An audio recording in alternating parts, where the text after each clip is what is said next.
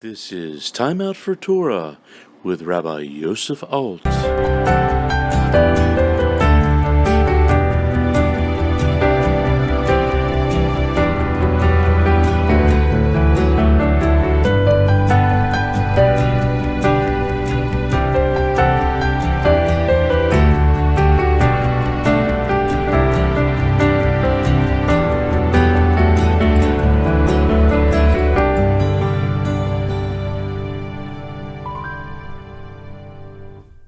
Share with you tonight, I decided that if the idea is to kind of bring that yeshiva experience to the community, I should go back to Elul's Manor in yeshiva. So that's why I brought this big, scary-looking notebook here. This notebook, you should know, is probably my most valuable possession. I kid you not. Its market value is probably somewhere between 50 cents and $1, but it's to me, this is very, very precious because this notebook contains years of notes of different things that I heard throughout my years in yeshiva, on Shabbosim relating to the Parsha, on things relating to Yom Tovim, things relating to the calendar, Musar, Hashkafa, all different types of things that didn't have to do with the Masechta that we were learning. Almost all of it found its way into this notebook. And to this day, I'll keep turning back to it. So I invite you to join me as we step back to Ner Yisrael in Tafshin Samach Zayin, 12 years ago. I have two things I found that I wanted to share from Tafshin Samach Zayin, one from the Rosh Yeshiva, Rabbi Aaron Feldman, and one from Rabbi Ezra Newberger. So Rosh Yeshiva, in his opening Elul Man Shmuz in Tafshin Samach Zayin, spoke about a few things. One thing he spoke about is Svarim, what to learn, what Svarim should we turn to, and he pointed out the fact that amongst those that are looking for Svarim, there seems to be trends. Everyone's like excited about the new Sefer. You know, then it was I think maybe Sifsei Chaim. It was all the Bachrim were all over that Sefer. Today it's Meilech Biederman. Everyone's going after that. Maybe for others it's Torah Anytime is what you're gleaning from. But his point was not to overlook the basics, the tried and true, the Bible for Elul, for Teshuvah, is without question the Sha'ari Teshuvah of the Rabbeinu Yonah. And everyone should make some exerted effort to spend some type of time studying the Sha'ari Teshuvah of the Rabbeinu Yonah, because that is the Aleph Beis of Teshuvah. And it's available, it's been available for hundreds of years, and it's available in English translation now, multiple different translations, I believe. And that was number one. He told us as Bachrim, don't overlook the Rabbeinu Yonah. And then the second thing that he spoke about was charata. The tshuva, doing tshuva, has three basic components. There's charata, meaning having regret, a feeling of remorse. Vidui, confessing what was done. And azivas achet, doing away with it, meaning resolving not to repeat that sin, or resolving to take it upon yourself to start doing whatever it is that the person was not doing until that point. And I think it's pretty clear that of those, the two that get the most attention are vidui and azivas achet, and charata probably gets the least attention, right? You know, people are confessing on Yom Kippur on different occasions, the Hashem and the God news, and that people are doing. And azivas achet, to whatever extent people are making plans, you know, their New Year's resolutions, so to speak, of what they're deciding for Rosh Hashanah and Yom Kippur, what they're going to change. But in terms of like really taking some time for charata, to kind of build up a genuine feeling of remorse, that doesn't happen so quickly. But that the Rabbeinu Yonah in Sha'ari Teshuvah really focuses on as a very, very critical component, and he spends a lot of time on that. So Yeshiva spoke to the why it is that we struggle with this, and he shared 2 points, which I think are both very true today. They're basic to human nature. One of them is the society we live in. In America, nothing is valued higher than feeling good, right? That's like the most important thing. So you should feel good, right? Whatever that means to you, that's one thing that no one should get in the way of, right? That's one of our essential rights, is pursuit of happiness. But back to the forefathers, and today, that's certainly a driving force in American society, that it's important to feel good. And charat, so whenever it comes to something like charata, something where there's an element of feeling bad, it's unnatural. It doesn't come naturally, and it's not something that we're excited about, and it's not something that we're like in tune with. And that's one obstacle that we face. And the other element is that it takes a real deep appreciation of what's going on to achieve charata, to achieve a real sense of remorse and regret. Only if we really stop to appreciate the value of Torah and mitzvos, and the value of our relationship with Hashem, only then do we really have a fighting chance at any real sincere feelings of remorse and regret. And that's a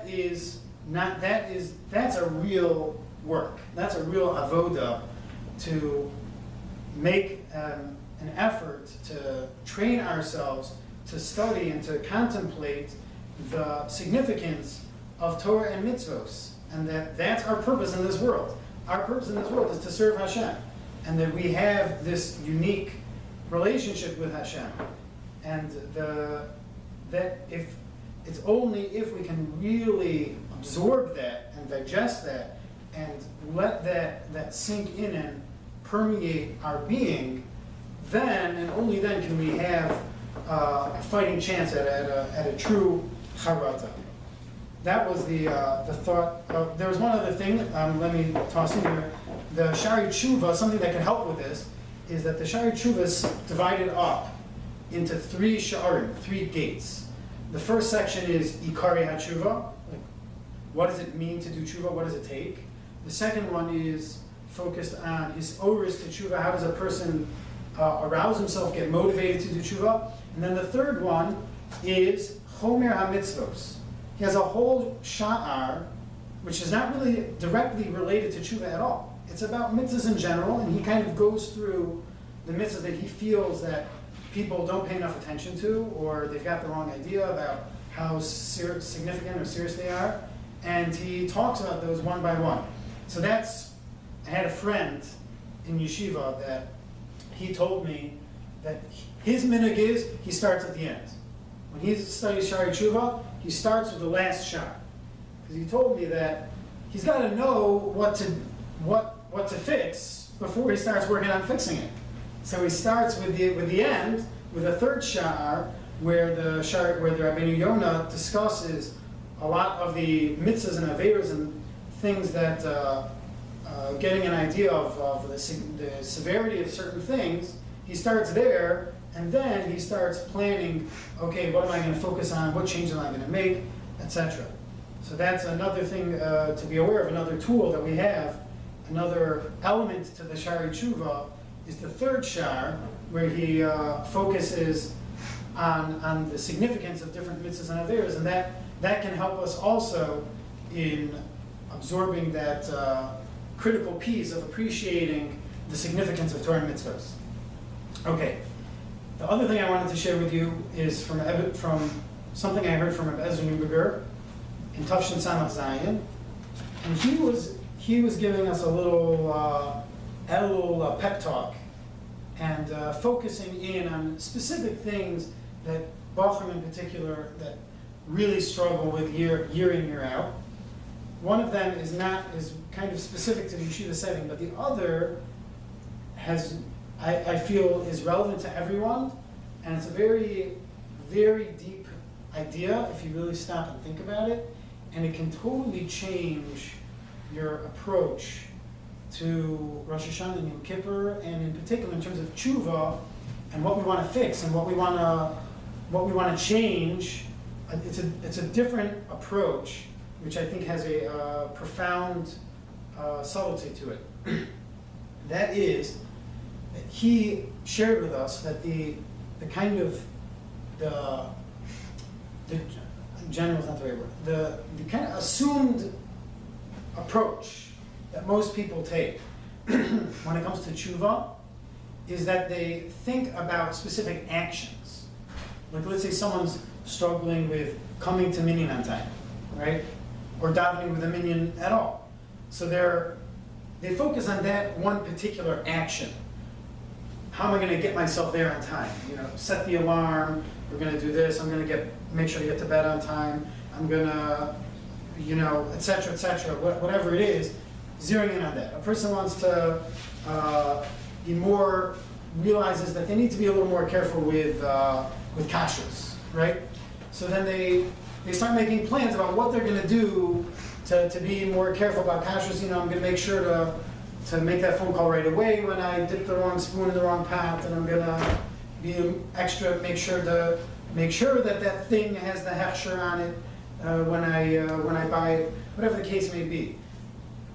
That's kind of the normal way. But he suggested that a much more powerful and effective way to do tshuva is to try to dig beneath the surface and to try to appreciate what attitudes we might have that are causing these particular things that we want to change, and to focus our tshuva on the attitude as opposed to the specific action. To do tshuva on an attitude. So with the example of the fellow who's having a hard time making it to minyan on time, or having a hard time making it to minyan at all, or is missing mincha at least once a week. He keeps on, he really doesn't realize until it's late at night, and then he realizes, I did not mincha. That maybe what he should focus on is developing more of an appreciation for tefillah, right? Instead of focusing on the alarm clock, to focus on tefillah, to focus on appreciating the opportunity that it is to talk to HaKadosh Baruch Hu, the relationship that is there with HaKadosh Baruch Hu, the power of tefillah to access all types of blessing and all types of good things that Hashem is gifts that Hashem is ready to give us, and to work on that attitude. And then sometimes it's not even that is too specific. Something that Rabbi Neuberger focused on was cynicism. He said cynicism is a destructive attitude, and it will hinder anyone's ability to grow and to develop in their Yiddishkeit, in their relationship with Hashem. And that's the place to focus the tshuva on. Not on any of the particulars, but on the fact that he's going through life with a kind of a cynical bend that, what does it matter? And then I'm never gonna do that anyways. I'm never gonna be good at that anyways. To focus on getting rid of those thoughts and having a different way of approaching life in general. And then the details will follow. He shared with us, I'll end with this, he shared with us a story about someone in yeshiva in the kollel who was already older and was already recognized as like one of the elite within the kollel. And he told him privately, he told Ezra Neuberger privately, that something that was a transformative thing that he did in his earlier years in yeshiva was 5 minutes a day. 5 minutes a day changed everything. He said that in the last 5 minutes of Musar Seder, yeshiva has a certain time during the day, whatever it is, 30, 40 minutes in Eretz Yisrael, where people learn a Musar Sefer. It's Rabbi Yonah, the Shari Teshuvah, Chovos HaLevavos, Mesilas Yesharim, whatever the case may be. He said the last 5 minutes of that he dedicated to Hakar Satov. He stopped, he stopped himself and he tried to think of something in his life to thank Hashem for. And like the most simple, basic things. The fact that he has 5 toes. That was literally one example that we were told. The fact that he has 5 toes and he's able to balance when he walks properly. That was to think about that, give it a moment of concentration, and to be thankful for that. And he said that with over time, he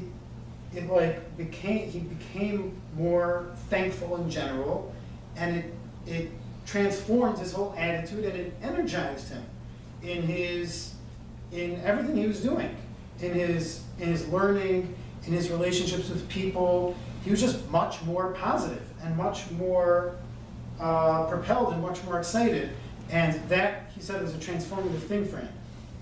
So I just wanted to share that, as well as the words of the Rosh Yeshiva, as things that were part of my Elul Zman in Yeshiva that were very meaningful for me, and some things I think back to every year at this time of year as we're approaching Rosh Hashanah, and I wanted to make sure to take this opportunity to share that all with you. Shkoyach all for coming. Shkoyach to Rabbi Roland for the encouragement.